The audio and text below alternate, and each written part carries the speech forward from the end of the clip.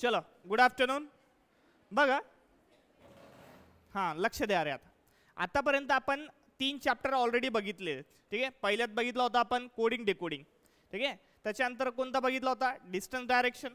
नंतर बघितला blood relation आणि ब्लड रिलेशन आपण शनिवारी कंप्लीट केलाय. ठीक आहे, मग आता आजचा आपण चौथा टॉपिक चालू करू ज्याचं नाव आहे कंपॅरिझन ऑफ रँक. ठीक आहे, कंपॅरिझन ऑफ रँक आणि कंपॅरिझन ऑफ व्हेरिएबल असतंय क्वांटमध्ये.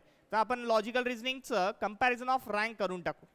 बघा आता कंपॅरिझन म्हणजे काय असतं. कंपॅरिझन म्हणजे काय, तुलना. ठीक आहे, जनरली तुलनाच म्हणतात.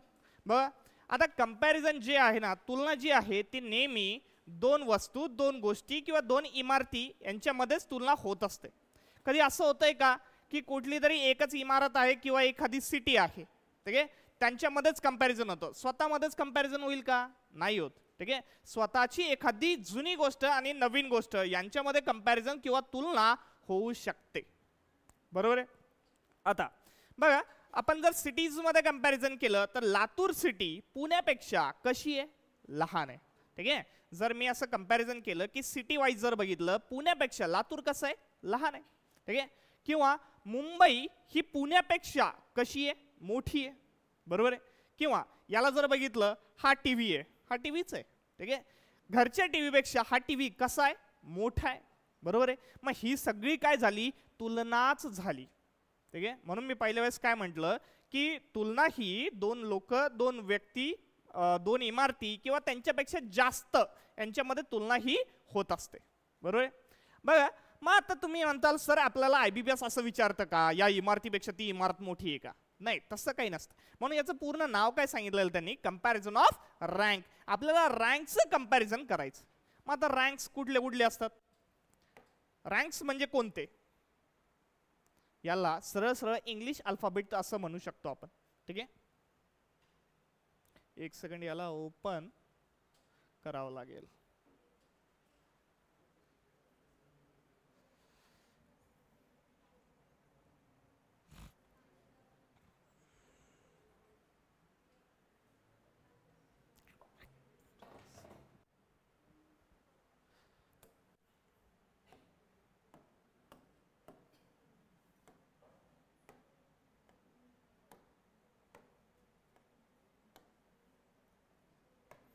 बघा इथून पुढं 10 मिनिटं लक्ष द्या फक्त, आता बोलू नका काय.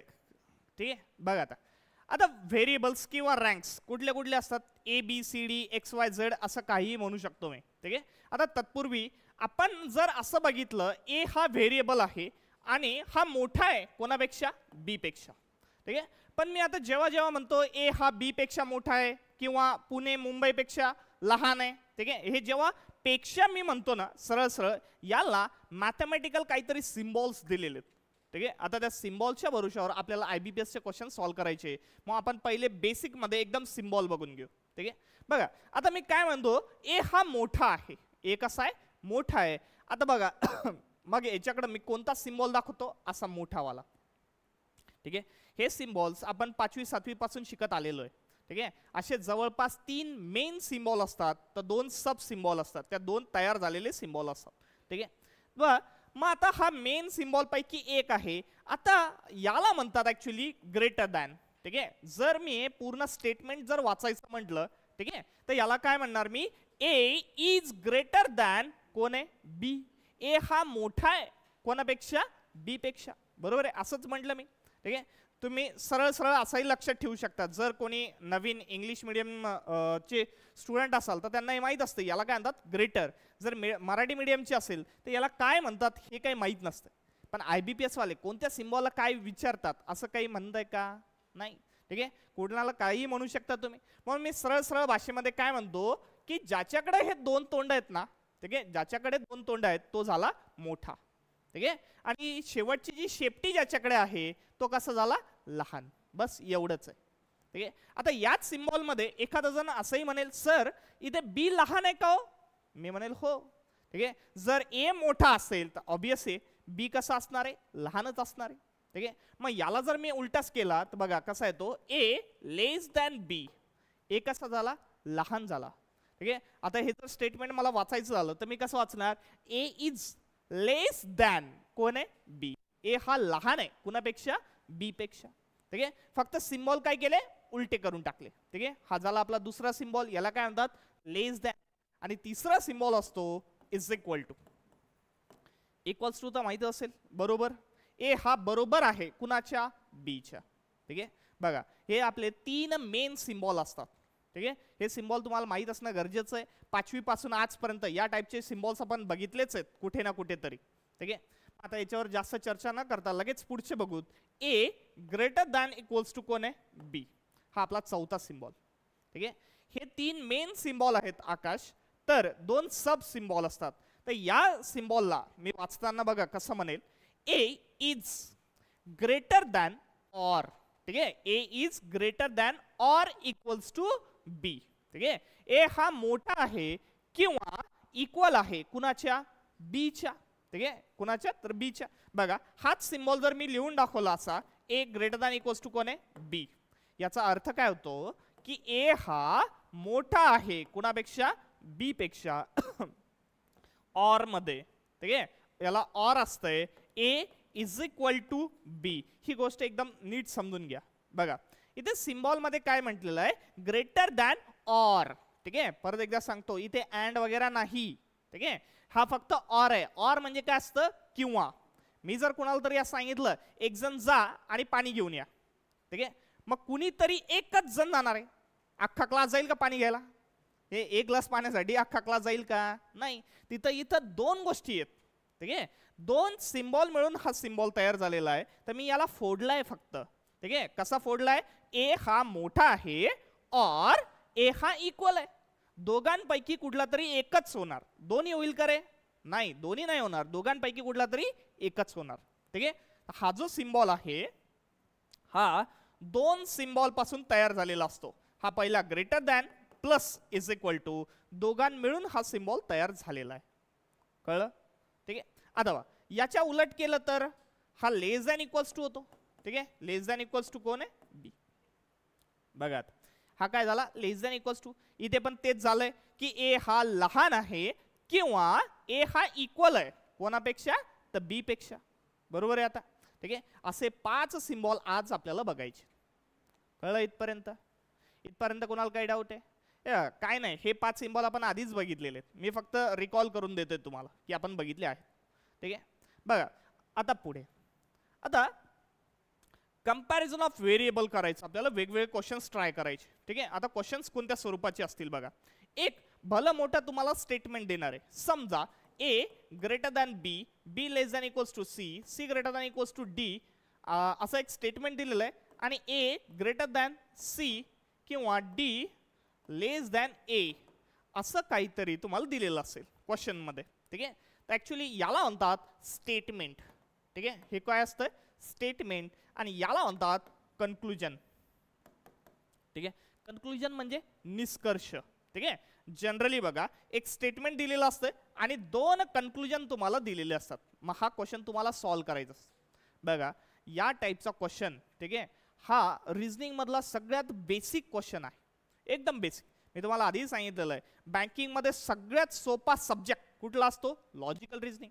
आणि त्यामध्ये सुद्धा सगळ्यात सोपा जर चॅप्टर बघितला तर तो आजचा चॅप्टर आहे. आणि तुम्हाला माहित नसेल पण हा जो चॅप्टर आहे कमी टायमामध्ये सगळ्यात जास्त मार्क्स देऊन जातो. किती मार्काला येतो रे हा चॅप्टर, जनरली 5 मार्काला येतो.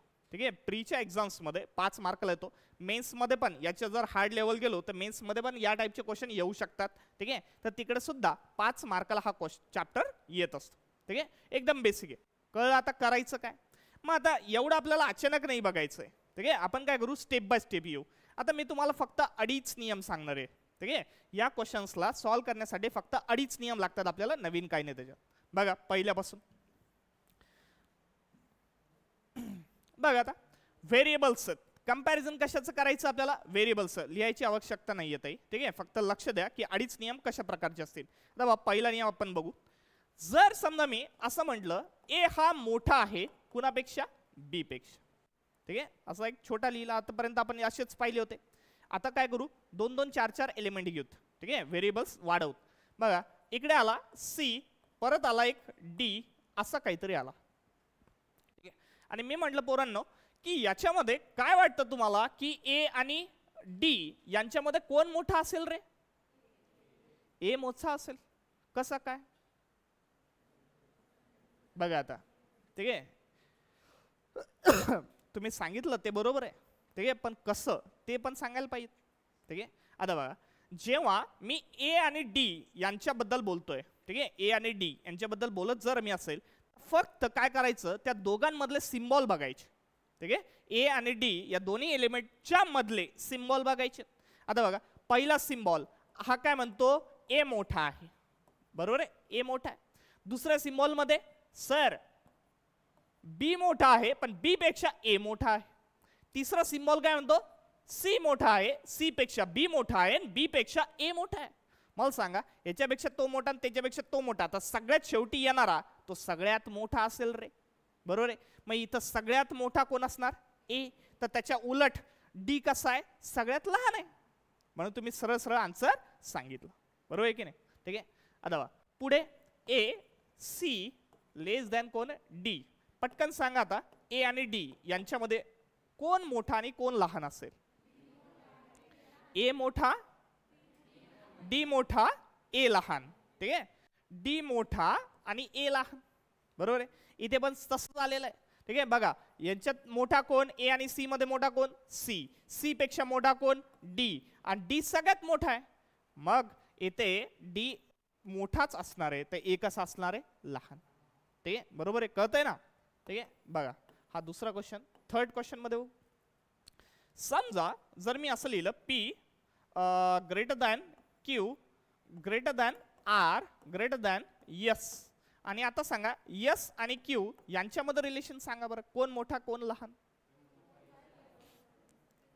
कोण राहील, क्यू मोठा, ठीक आहे. बघा, कुठलाही एक सांगितला तरी चालेल, ठीक आहे. तर इथे आपण काय सांगतोय, क्यू मोठा. बघा, क्यू आणि मोठा आहे का चेक करू. बघा, सगळ्यात पहिल्यांदा काय बघायचंय की मला विचारलं काय, ठीक आहे. विचारलं कशामध्ये वैजनाथ, यस आणि क्यू मध्ये, ठीक आहे. तर यस आणि क्यू दोनच एलिमेंट बघायचे, बाकी उडत गेले. बघा, हा क्यू आहे, हा कुठे आहे, यस, ठीक आहे. इकडचे सिम्बॉल बघायची गरज आहे का आता? नाही, त्यांचा काही घेणं देणं नाही, ठीक आहे. हा सिम्बॉल बघा, हा सिम्बॉल काय म्हणतो, इकडचे मोठे, या साइडचे मोठे. परत दुसरा सिम्बॉल सुद्धा काय म्हणतो, इकडचे मोठे. आता दोन्ही साइड इकडचे मोठे म्हणतायत, आणि इथे सगळ्यात शेवटी कोण होता, क्यू, म्हणून क्यू कसा लागेल मला, मोठा. आता या क्वेश्चन मध्ये जर बघितलं तर क्यू मला प्रत्येक वेळेस कसा पाहिजे, मोठाच पाहिजे, बरोबर आहे, ठीक आहे. मग आता एवढं मात्र लक्षात ठेवायचं, दोन एलिमेंट आहेत यस आणि क्यू. आता यस आणि क्यू मध्ये यस कुठेही फिरला तर कसा असणार आहे, मोठाच असणार आहे. समजा जर मी आता क्यू आणि यस लिहिला, आता सांगा बरं क्यू कसा राहील, मोठा. सर मोठ्याचा सिम्बॉल तिकडे दाखवा. आता सांगा क्यू इथं आहे, यस इथं आहे, आता क्यू कसा आहे, सर मोठाच आहे. मग याचा जो सिम्बॉल आहे हा उलटा होऊन जाईल, मोठा कोण आहे, क्यू. मग हे जे दोन तोंड आहेत, ठीक आहे, हे नेहमी कोणाकडे दिसले पाहिजेत, क्यू कडेच दिसले पाहिजेत. क्यू कुठेही गेला, ठीक आहे, या क्वेश्चन मध्ये क्यू कसाही लिहिला तरी क्यू कडे कोणतं तोंड दाखवलं पाहिजेत, मोठाच तोंड दाखवलं पाहिजेत, मोठा सिम्बॉल दाखवला पाहिजे, बरोबर इथपर्यंत. आता तुम्ही सगळे तिन्ही क्वेश्चन बघितले, तिन्ही क्वेश्चन मध्ये एकच पॅटर्न तुम्हाला दिसतोय, जे सिम्बॉल मी वापरलेले त्या सगळ्यांचे चेहरे कुठे आहेत, कोणीतरी एकाच दिशेला बघतायत, ठीक आहे, कुठल्या तरी एकाच दिशेला बघतायत.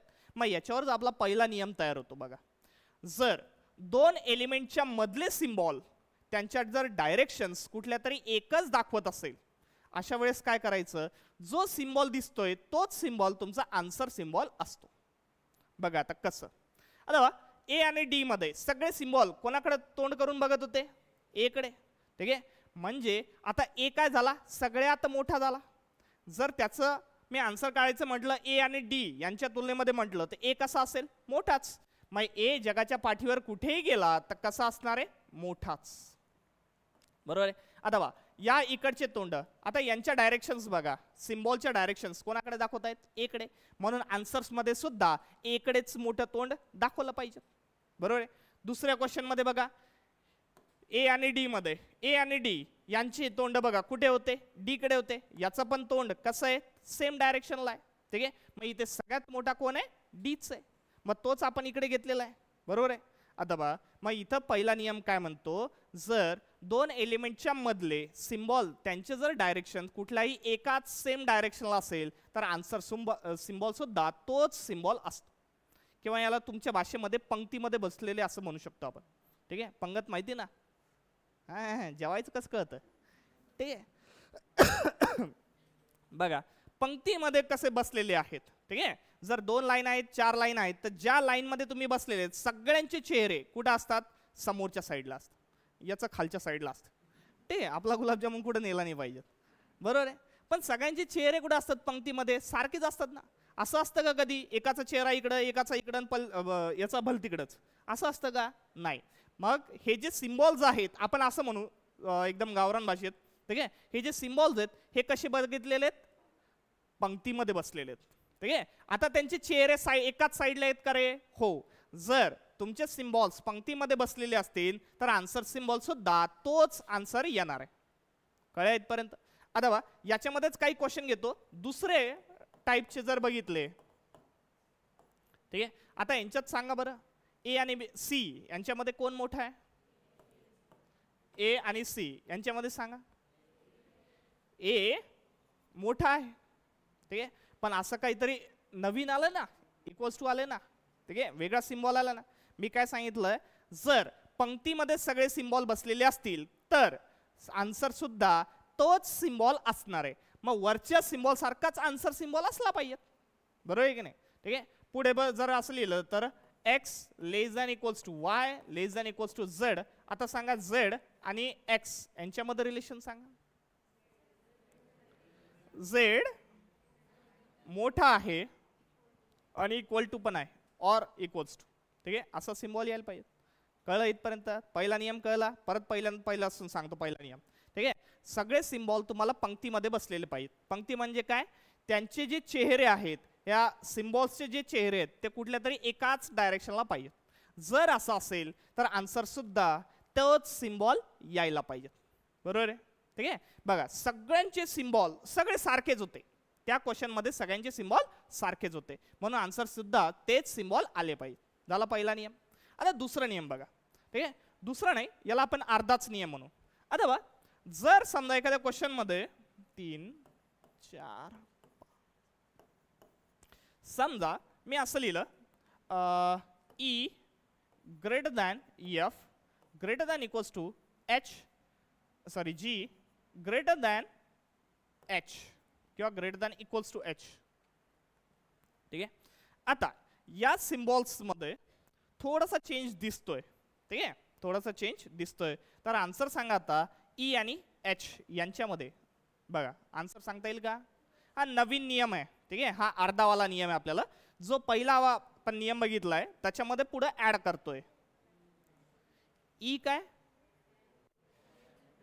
बघा, हे आन्सर सांगण्याच्या आधी ठीक आहे तुम्हाला एक छोटासा एक्झाम्पल सांगतो.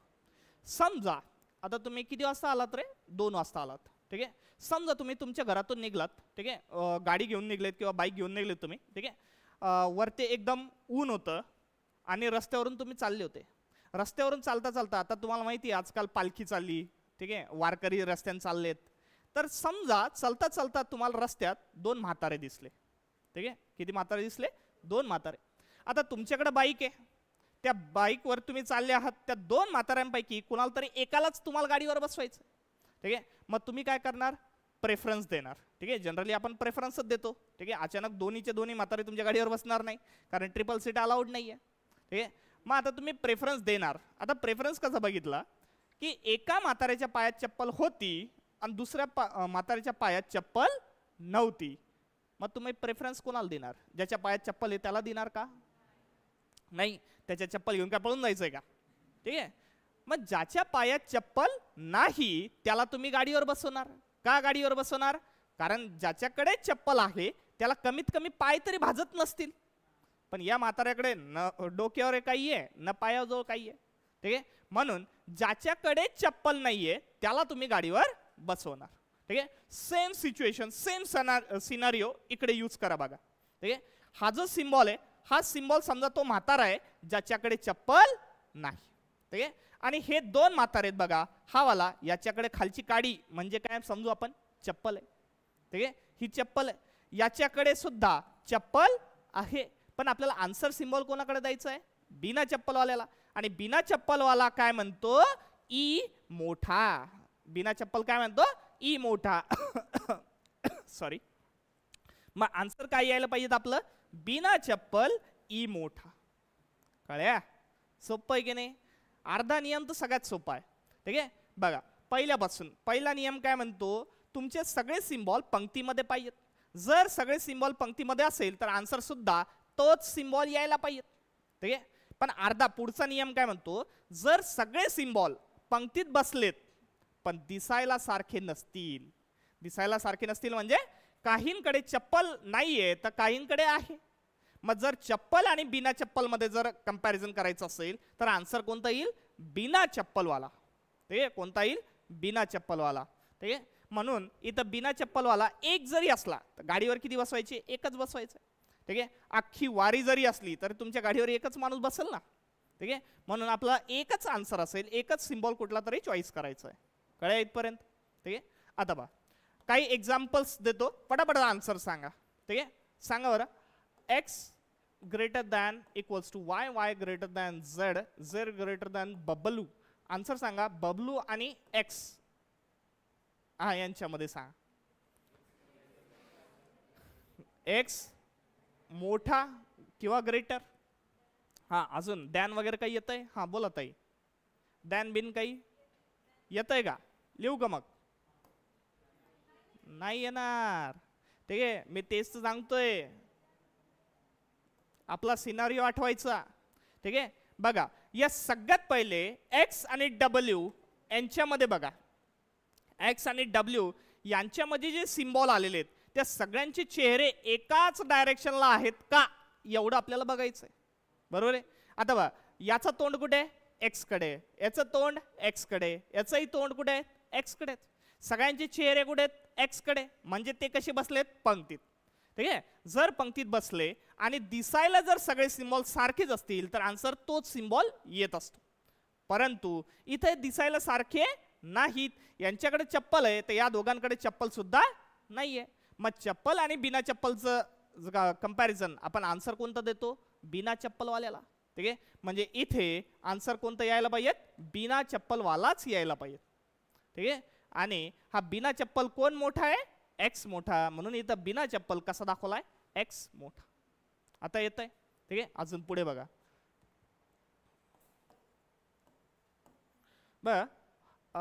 P greater than equals to Q, Q greater than R, R greater than equals to S, S equals to Z. तर पटकन सांगा R आणि Z यांच्यामध्ये, नंतर सांगा P आणि S मध्ये. पहिलं सांगा R आणि Z मध्ये लवकर.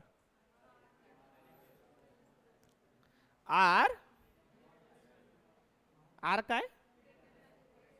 ग्रेटर दॅन इक्वल्स टू लागेल. बर बघू आपण. हा तू नाही म्हणला ना. बर बघतो तुला. ठीक आहे ना, आपण चेक करू. तुमचं एकदा आन्सर सांगा नंतर चेक करू. ठीक आहे, इथं काय येईल ताई? P ग्रेटर दॅन यस आहे का असं बघू. आता आता बघा सगळ्यात पहिले अप्रोच कसा असला पाहिजे आपल्याला. विचारलं काय? विचारलं कशामध्ये? आर आणि झेड मध्ये. ठीक आहे, कशामध्ये विचारलंय? आर आणि झेड मध्ये. मग हा आर बघायचा, हा बघायचा झेड. ठीक आहे, आता आर आणि झेड यांच्यामध्ये दोनच सिम्बॉल आहेत आणि दोन्ही सिम्बॉल पंक्तीमध्ये बसलेले आहेत का रे? हो. ठीक आहे, दोघांच्या डायरेक्शन कशा आहेत? सेम आहेत, म्हणजे पंक्तीमध्ये बसलेत. आता दोन्ही दिसायला सारखेच दिसत आहेत का? हो, दिसायला पण सारखेच दिसत आहेत. दोघांकडे चप्पल आहेत, दोघं एकाच डायरेक्शनला बघतायत. मग या दोघांपैकी कुठलाही एकच सिम्बॉल घ्यायचा आहे. ठीक आहे, मग हा सिम्बॉल काय म्हणतो? आर मोठा विथ चप्पल. आर मोठा विथ चप्पल आहे का रे बुवा? आहे. ठीक आहे, आहे ना. ठीक आहे, आता पी आणि यस मध्ये बघा. आता पी आणि यस बघा, पी इथं आहे ते यस कुठे आहे? इकडच्या साईडला. ठीक आहे, आता पी आणि यस मध्ये इकडचे सिम्बॉल आपल्याला काही घेण्याची गरज नाही, पलीकडच्या सिम्बॉलची काही गरज नाही. पी आणि यस या दोघांच्या मधलेच सिम्बॉल बघा. आता इकडे बघा काय आलेलं आहे? काय आलेलं आहे?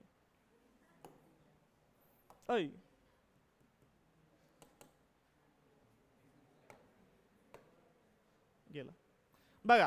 पी आणि यस यांच्यामध्ये 1, 2 आणि 3 सिम्बॉल आलेले. तीनही सिम्बॉल एकाच दिशेकडे बघतायत का, पंक्तीमध्ये बघतायत का? बरोबर आहे, बघतायत. ठीक आहे, जर तसं असेल तर दिसायला सारखे दिसतायत का, एवढं बघायचं. दिसायला सारखे दिसतात का ताई? नाही. यांच्याकडे चप्पल आहे, याच्याकडे चप्पल नाही, म्हणून आन्सर कोण देणार आपण? बिना चप्पलवाल्याला. ठीक आहे, मग बिना चप्पल काय म्हणतो? पी मोठा. मग बिना चप्पल पी मोठा आहे का बुवा?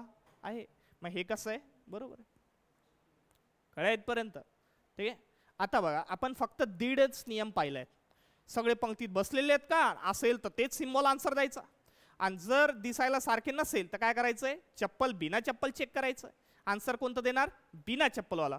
पण जर आता ते पंक्तीतच बसले नसतील तर मोठा घोर झाला ना. ठीक आहे, मग अशा वेळेस कसं करायचं बघा.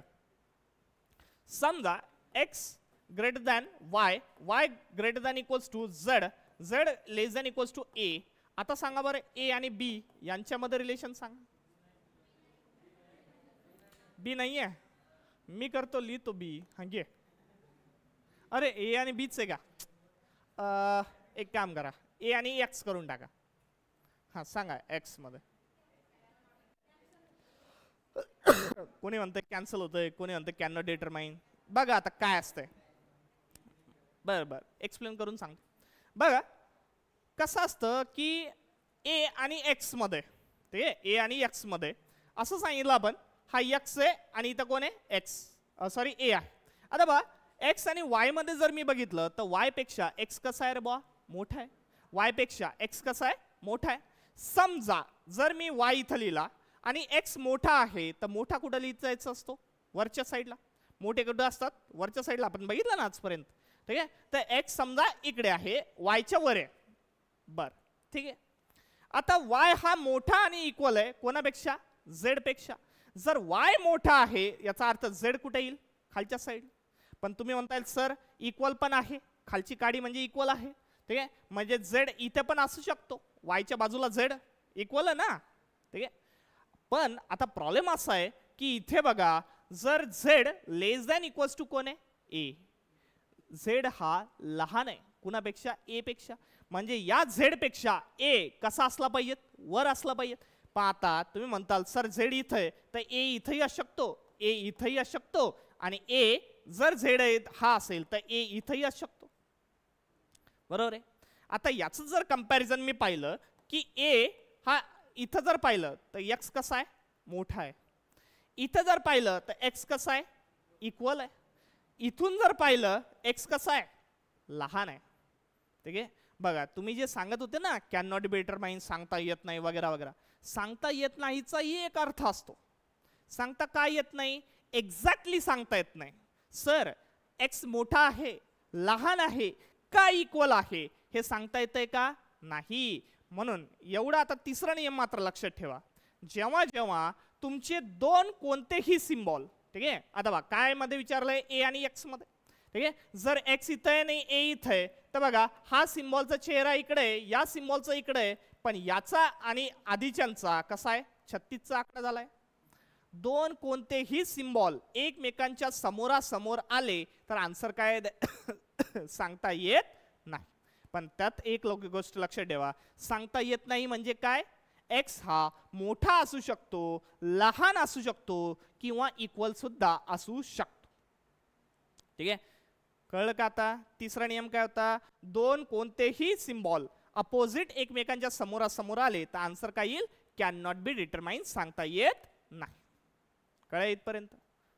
नक्की ना? ठीक आहे, सांगा बरं एक दोन एक्झाम्पल सांगून देऊ. p greater than q greater than equals to r less than x. Yes, आणि इथं असं घ्या z. सांग रे बा, z आणि r, q आणि z. पहिल्यांदा सांग z आणि r मध्ये कोणता सिम्बॉल यायला पाहिजेत? z काय पाहिजेत? मोठा. ते बघा z मोठा. ठीक आहे, बघू आपण z कुठे आहे? इथे आहे. r कुठे आहे? इथे आहे. आता इकडचे सिम्बॉल पाहायची गरज आहे का? नाही. काय करायचं, जेव्हा आपल्याला z आणि r मध्येच विचारलंय तर त्या दोघांच्या मधलेच सिम्बॉल बघायचे असतात. ठीक आहे, बाकीचे उडत गेले. बघा आता इथे हे दोन सिम्बॉल आहेत. बघा याचं तोंड कुठे आहे?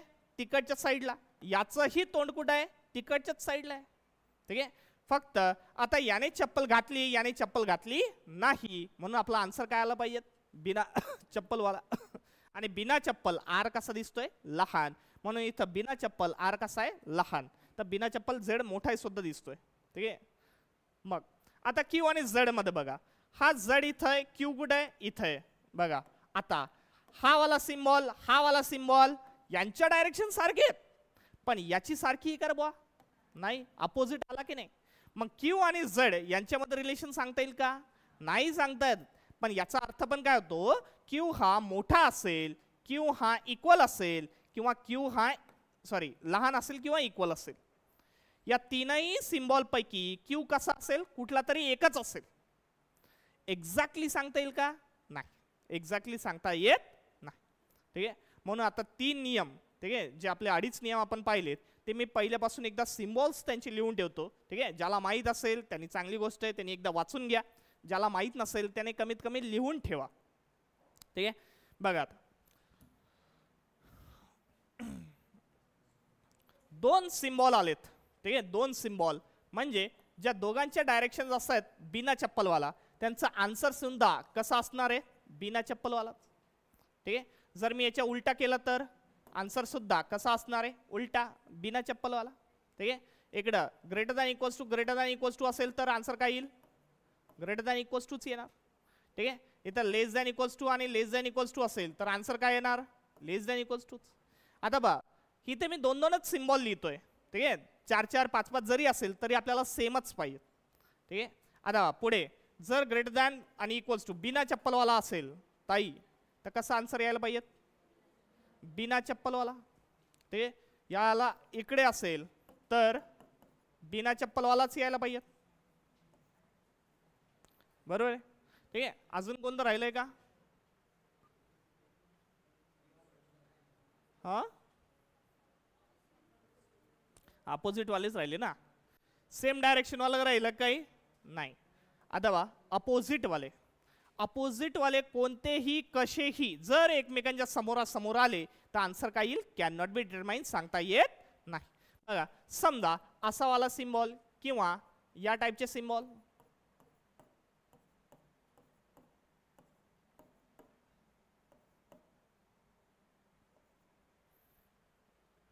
ते या टाईपचे अपोजिट सिम्बॉल कुठलेही आले तर आन्सर काय येईल, कॅन नॉट बी डिटरमाइन. पण कॅन नॉट बी डिटरमाइनचा बी एक अर्थ असतो. ठीक आहे, कॅन नॉट बी डिटरमाइनचा एक अर्थ असतो, हा एक तर मोठा असेल, लहान असेल किंवा इक्वल्स टू असेल. आलं, हा, एक तर लिहून घ्या, फोटो काढून ठेवा, ऑनलाईन बघत असेल तर स्क्रीनशॉट घेऊन ठेवा. डन. हा काही जास्त हे नाही येते. ठीक आहे, हा नाही लिहा तुम्ही, मी बोलतोय सरळ. बघा आता परत पहिल्यापासून सांगतोय, 3ही नियम. पहिल्या नियम मध्ये काय होतं की सगळे सिम्बॉल तुमचे पंक्तीत बसलेले आहेत का एवढंच बघणे.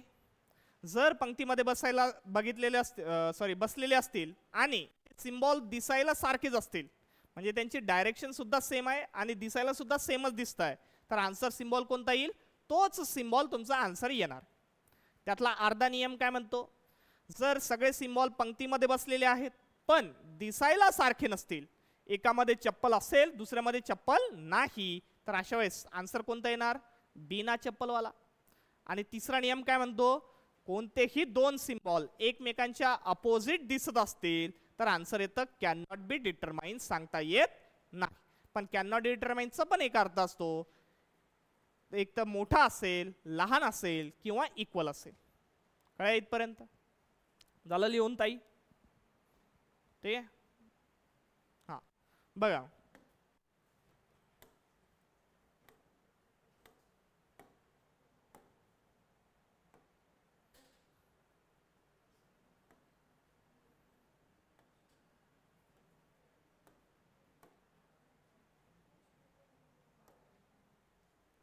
आता ऍक्च्युअल क्वेश्चन्स बघू आपण. हे जे क्वेश्चन कसे असतात हे आतापर्यंत आपण एकदम बेसिक बघितलं. ठीक आहे, कोण होतं कोण नाही तर आता याचा क्वेश्चन्स एक एक बघूत.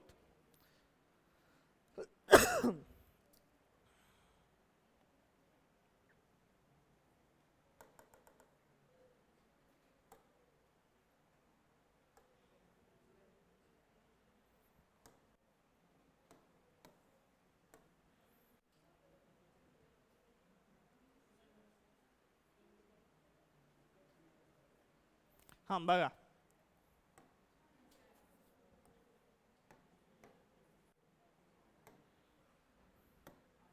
बघा पहिला वाला क्वेश्चन. ठीक आहे, आता बघा पहिला क्वेश्चन काय दिलेला आहे, स्टेटमेंट. ठीक आहे, आतापर्यंत आपण एकदम बेसिक बघितलं होतं. नेमका क्वेश्चन कशा टाईपचा येतो ते आपण बघून घेऊ. हे बघा पहिल्यांदा काय म्हटलं त्यांनी, स्टेटमेंट.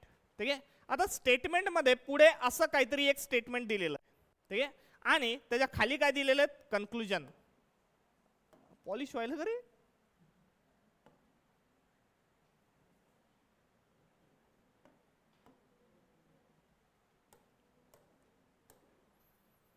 हा बघा इथे काय आहेत, कन्क्लुजन 1 आणि कन्क्लुजन 2. ठीक आहे, आता बघा स्टेटमेंट म्हणजे काय असतं ताई, काळ्या दगडावरची पांढरी रेघ आहे. ठीक आहे, हे एकदम खरं आहे, हे कधीही बदलणार नाही, हे एकदम खरं आहे. ठीक आहे, आणि या खऱ्यावर आपल्याला दोन प्रश्न विचारले गेलेले आहेत, प्रश्न 1 आणि प्रश्न 2 असे दोन विचारले गेले आहेत. याला म्हणतात निष्कर्ष, कन्क्लुजन.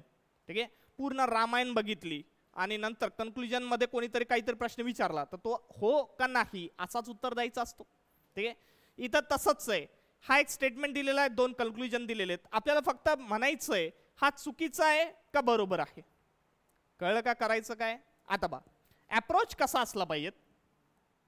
सगळ्यात पहिल्यांदा आपण कन्क्लुजन बघितलं पाहिजे. कन्क्लुजन मध्ये कोण विचारलंय बाबा, टी आणि क्यू मध्ये विचारलं. मग सगळ्यात पहिले आपल्या स्टेटमेंट मध्ये पाहायचं टी आणि क्यू कोणत्या साईडला आहेत. हा इथं क्यू आहे आणि हा कुठे आहे, टी. ठीक आहे, आता बा या सिम्बॉलची आपल्याला सध्या तरी काही गरज नाही. अजून एक गोष्ट जाणून घ्या, इज इक्वल टू म्हणजे काय रे, बरोबर आहे. ठीक आहे, इज इक्वल टू म्हणजे काय, बरोबर. आता मला एक सांगा, क्यू आणि आर हा इज इक्वल टू आहे, एकमेकांना समान आहे. मग मी असं म्हणू शकतो का क्यू म्हणजेच आर आणि आर म्हणजेच क्यू, म्हणू शकतो ताई. ठीक आहे, म्हणू शकतो न म्हणायला काय.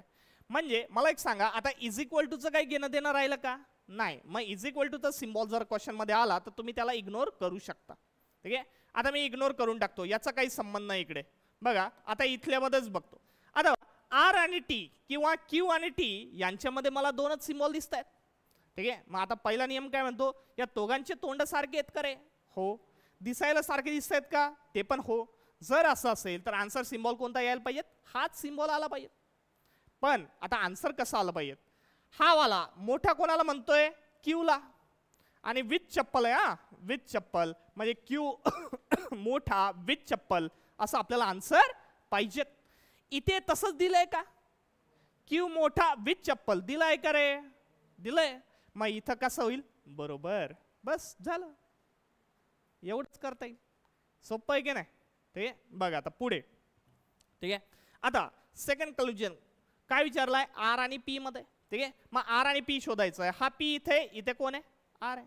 पण या दोघांच्या मध्ये परत एकदा हा क्यू आलेला आहे, सॉरी इज इक्वल टू आलेला आहे, याला इग्नोर करा. आता क्यू आणि आर कसे झालेत, सेमच झालेत. मग पी आणि आर यांच्यामध्ये किती सिम्बॉल उरले आपल्याकडे, आता एकच. आता एकच आहे याचा अर्थ याला काही डोकं लावायची गरजच नाही. हा काय म्हणतो, कोण मोठा, इकडचा मोठा, आणि इकडे कोण मोठा दिसतोय आपल्याला, आर. मग आर मोठा विदाउट चप्पल आहे का रे, याला आवाज दे, झोपलं का काय, आहे ना. ठीक आहे, हा सुद्धा मोठा. ठीक आहे, आता बघा ऑप्शन कसे द्यायचे. बघा पहिला पण आपला बरोबर होता, दुसरा पण आपला बरोबर आहे. ठीक आहे, मग आता ऑप्शन कसे द्यायचे, ऑप्शन इथे दिलेत बघा. बघा ओनली कन्क्लुजन 1 इज ट्रू. जर पहिलं जर बरोबर असेल आणि दुसरं चुकीचं असेल तर आन्सर कोणतं देणार, ए. बघा पहिलं बरोबर आहे आणि दुसरं चूक, तर आन्सर कोणतं देणार, ए. ठीक आहे, जर पहिलं चूक आणि दुसरं बरोबर तर आन्सर कोणतं देणार, बी. ठीक आहे, हा जो प्रकार आहे ना, ठीक आहे, हा आपल्याला आज बघायचा नाही आहे. ठीक आहे, म्हणजे ज्याच्या गावालाच जायचं नाही त्याचा रस्ता बघायची गरज नाही.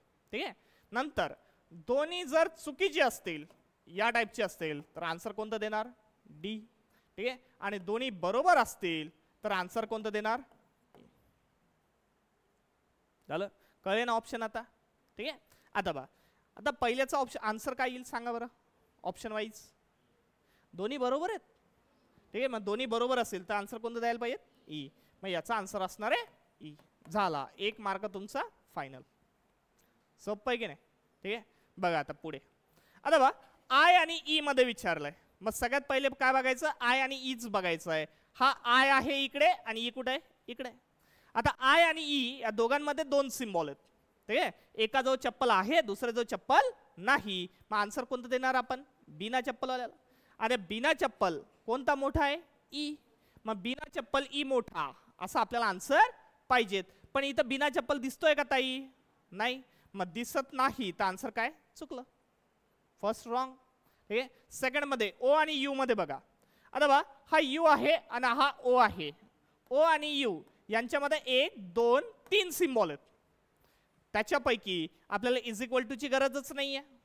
ठीक आहे, आता याचं तोंड इकडे आणि या सिम्बॉलचं तोंड तिकडे, चालेल का? नाही, 2 अपोजिट सिम्बॉल आलेत. ठीक आहे, कोणतेही 2 अपोजिट सिम्बॉल आले तर आन्सर काय असतं? कॅन नॉट बी डिटरमाइन, सांगता येत नाही. पण क्वेश्चन विचारताना आपल्याला सांगितलंय की ओ मोठा आहे. एक्झॅक्टली सांगा बरं, ओ मोठाच असेल का? नाही. ठीक आहे, ओ मोठा असेल, लहान असेल किंवा इक्वल असेल. पण याने सांगितलं ओ मोठा आहे, मग याचं बरोबर आहे का ताई? नाही, याचं काय झालं? चुकलं. कळलं का मला काय म्हणायचंय? कॅन नॉट डिटरमाइन म्हणजे 2 सिम्बॉल एकमेकांच्या अपोजिट आले, मग यांच्यात अर्थ सांगता येईल का यांचा? नाही. मग इथे याने सांगितला, मग याने कसं काय सांगितला? म्हणून मी चूक दिला त्याला. ठीक आहे, आता इथं बघा, दोन्हीचे दोन्ही क्वेश्चन चुकलेले आहेत, कन्क्लुजन चुकलेले आहेत. मग यांचा आन्सर कोणता देणार? डी. अरे आता पुढे बघा, 3 नंबरचा पी आणि टी मध्ये विचारलाय. ठीक आहे, आता बघा, पी इथे आणि टी कुठे आहे? सगळ्यात शेवटी. मग आता सगळे सिम्बॉल बघावं लागणार. त्यातल्या त्यात इज इक्वल टू चा आपल्याला काही संबंध नाही. हा इकडे बघतोय, हा इकडे बघतोय, हा पण इकडेच बघतोय. सगळ्यांची चेहरे कशी आहेत? Same direction. पण चप्पल बिना चप्पल विचारलाय, काय झालं?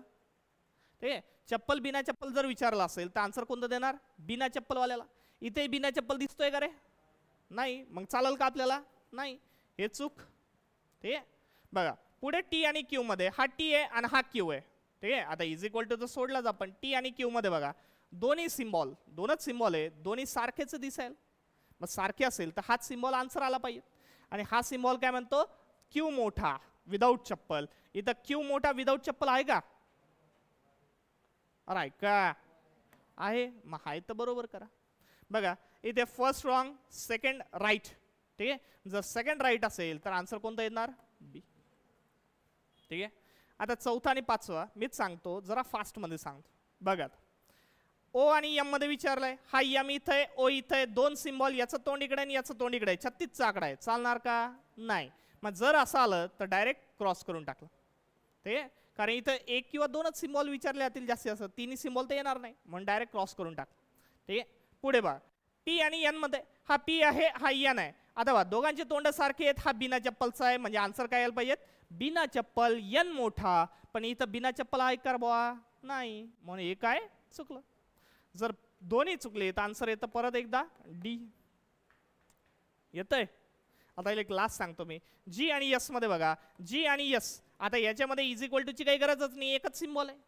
आणि इथं हा सिम्बॉल काय म्हणतो? जी मोठा विदाऊट चप्पल. जी मोठा विदाऊट चप्पल आहे का? हो आहे. ठीक आहे, म्हणजे हा बरोबर आहे. सेकंड मध्ये एफ आणि एच मध्ये, आता बघा, हा एफ आहे आणि एच आहे.